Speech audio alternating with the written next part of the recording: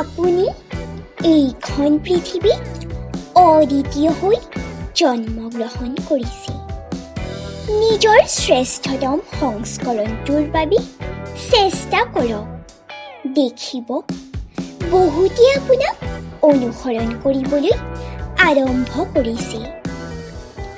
আমি যেতিয়া কেৱল ভাল কথা, ভাল চিন্তাৰে আগবাঢ়ি যাবলৈ চেষ্টা কৰোঁ, আমাৰ জীৱনলৈ অহা সুখখিনিৰ ভৰত দুখখিনি তেনেই নগণ্য যেন অনুভৱ হয়।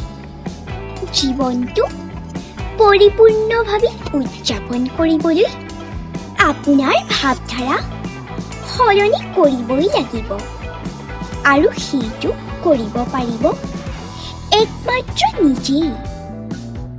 জীৱনটো সুখী থাকিব বিচাৰিলে আনে আপোনাৰ বিষয়ে কি ভাবে সেইটো সম্পূৰ্ণৰূপে এৰাই চলক। অত্যধিক ব্যস্ততাৰ মাজতো নিজক ৰিচাৰ্জ কৰি ৰাখিবলৈ হ'লে প্ৰকৃতিৰ সেউজীয়াৰ মাজত সময় কটাওক। সুন্দৰ হৈ পৰিব